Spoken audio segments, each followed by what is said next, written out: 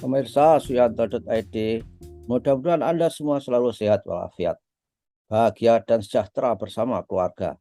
Nah, kita ketemu lagi dengan channel pendidikan Anda, channel yang selalu digunakan untuk berbagi pengetahuan dan belajar sepanjang hayat. Ayo bantu kita, dukung kita dengan klik subscribe supaya channel ini eksis bersama Anda untuk belajar bersama, berbagi bersama, belajar sepanjang hayat. Nah, kali ini kita akan berbincang-bincang di episode 60 dengan Dr. Zainal Mutakin Sofro, ahli ilmu faal manusia. Beliau adalah dosen Fakultas Kedokteran, Kesehatan Masyarakat, dan Keperawatan Universitas Gadjah Mada. Nah, apa tema yang akan kita bicarakan kali ini?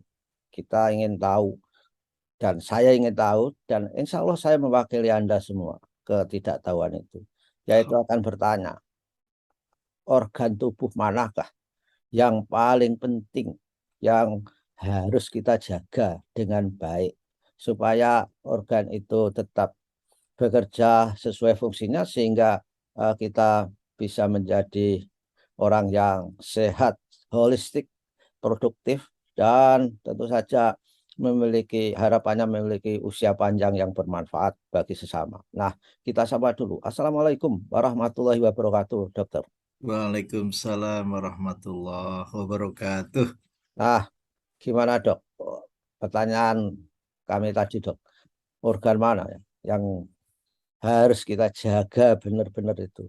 Ya semuanya harus dijaga, tapi yang lain itu dijaga sambil jalan bisa. Misalnya aja lutut, tangan itu kan Leres, leres. jaganya lebih mudah daripada menjaga yang mungkin jantung, hati, paru-paru, Leres, macam-macam itu leres. dok. Iya. Gimana dok nih dok? Alhamdulillah, Prof. Ini pertanyaan yang sangat bagus. Ini mengingatkan kita kembali pada konsep dasar sehat yang dinamakan homeostasis Status. Ya, atau steady state, Prof. iya. Oke. Jadi kami merasa senang karena memang konsep dasar yang begitu penting seringkali tidak pernah terlintas di dalam pikiran kita. Terus kalau pertanyaannya itu organ apa saja kah? Nah, ini kalau itu tentunya kita sudah maklum ya. Yang pertama adalah sistem kardiovaskuler, Prof. Iya, iya. Ya, kardio adalah jantung. Ya. Kemudian ditambah lagi pasangannya, a couple itu paru. Maka Paru. dinamakan kardiopulmoner. Nah, Kardiopulmoner. pulmoner. Pulmoner. Ya, pulmo ini artinya paru, Prof. Oh, oke. Ya, Hmm. kardiopulmoner.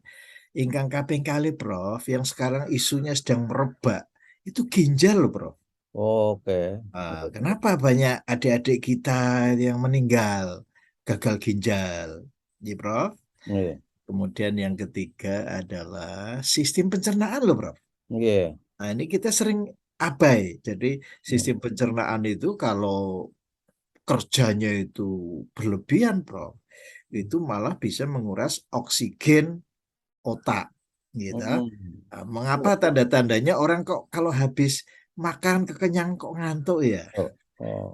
Ngantuk kalau kebablasan, Prof, itu juga bisa meninggal tidur selamanya, Prof. Ya. Karena usus itu nanti punya kabel yang langsung ke batang otak, Prof. Oke. Itu namanya saraf primitif, toh, Prof. Ya, Ya, ya, ya. hubungannya dengan reptilian brain kalau memang bekerja berlebihan itu bisa menjadikan jantung menjadi melambat, paru-paru kemudian menyempit, ya. Itu namanya asfiksi dan bradikardi. Dan yang terakhir ini, Prof, lagi-lagi, Prof. Ya. Ini saya senang sekali, Prof. Di tengah-tengah masyarakat euforis habis COVID, dalam tanda kutip, bisa diatasi. Ya. Ya. Itu lengah, Prof. Bahwa sistem imun ini, Prof, itu juga memberikan andil yang luar biasa. Hmm. Nah, jadi empat ini, Prof. Ya. Ya. Sistem kardiopulmoner.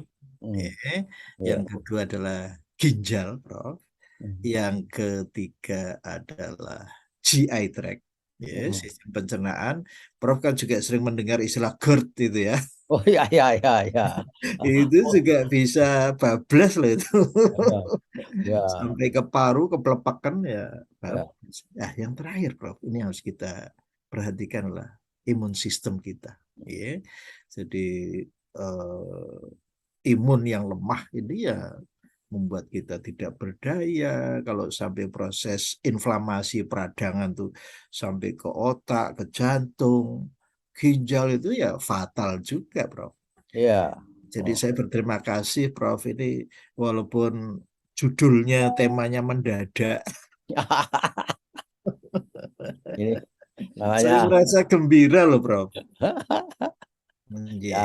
ini satu-satunya pembicaraan yang tidak pernah disetting temanya, Dok. Jadi kita ngobrol langsung jadi. Ya, Subhanallah. karena apa? Repertoire dokter itu sudah luar biasa, serba serba ada, Alhamdulillah. ada. Nah, jadi semua hal itu tadi memang harus bekerja secara harmonis, Harmonis. ya, ya, harmonis sehingga harus dijaga. Nah, jaganya itu loh dok, yang Beres. utama sekali. Misalnya ada nggak di dalam sistem tubuh itu, kalau diklik satu, itu dampaknya itu ke yang lain-lain sudah baiklah gitu. Itu Ji, ada ji. tidak? Atau harus diklik semua? Lah, minta maaf, Prof. Itu satu apa ya istilah yang nusai, Prof. Yang lagi-lagi bahkan masyarakat tuh jarang yang kenal loh.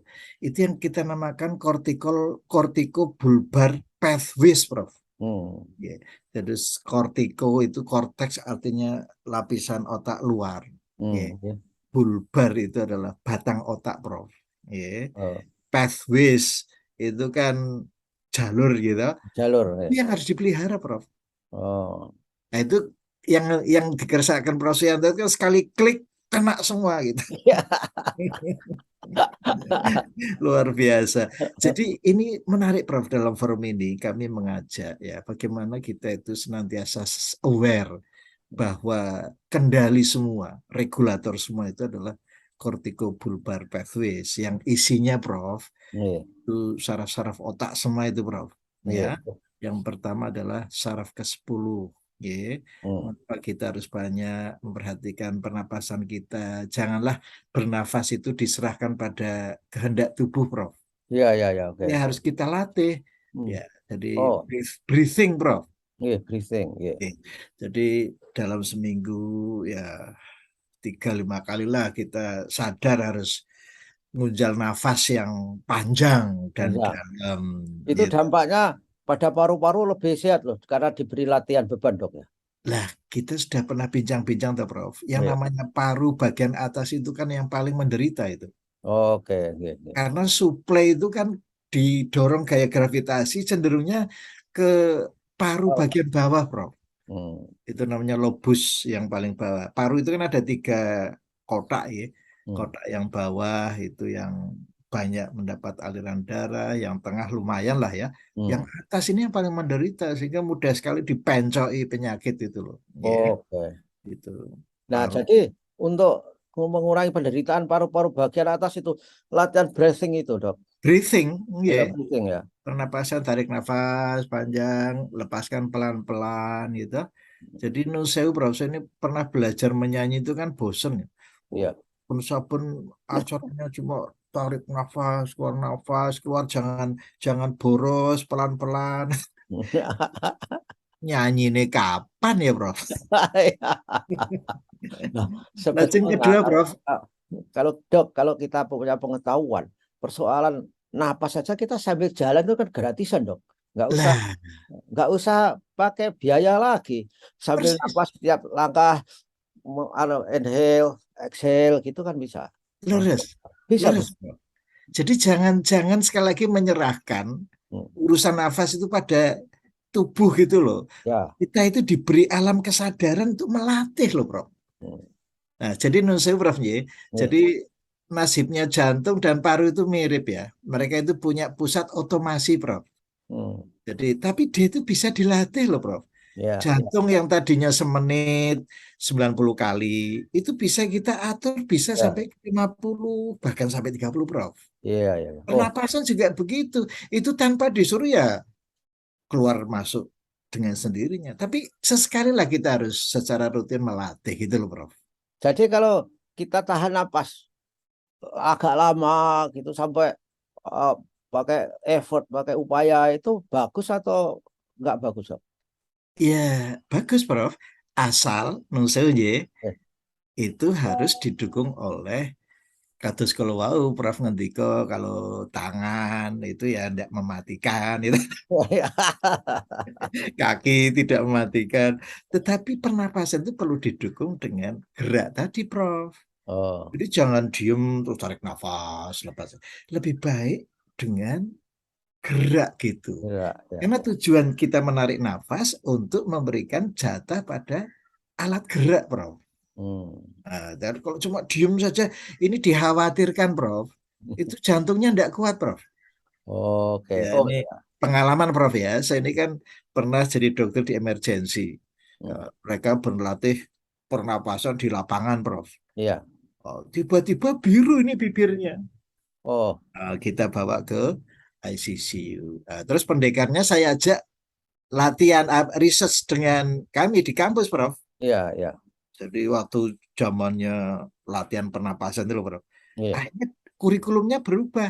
Jadi Hmm. jangan langsung serta-merta peserta itu diminta tarik nafas panjang, lepas, tapi dengan jalan gitu. Iya. Nah, ya, ya. Karena oksigen yang masuk itu akan diberikan kepada otot yang bergerak. Wah, berarti saya tadi pertanyaan saya itu relevan, Dok. Sambil jalan, Alhamdulillah, ambil napas nggak biaya itu. Jadi saya luar setuju. biasa itu. Jadi memang apa ya? Semuanya harus pakai ilmu ya. Jadi orang Harus. kadang-kadang itu malah pertandingan apa betah-betahan tidak bernapas itu, Dok. Diam itu dalam Ini keadaan diam. sangat berbahaya, Prof. Ya, berbahaya ya. Sangat berbahaya. Jadi, Prof, tujuannya bernafas itu, kita ingat kembali tiga roda, Prof. Hmm. Jadi dari paru-paru akan dialirkan lewat sistem sirkulasi, kemudian diserahkan kepada siapa? Ke otot atau daging. Hmm. Karena di sana ada powerhouse, Prof. Oke. Jadi kalau oksigennya itu sampai ke sasaran, namanya mitokondria, Prof, Itu kan. itu kita akan memperoleh energi yang banyak loh, Prof. Hmm. Jadi orang menjadi fresh, menjadi segar, Prof.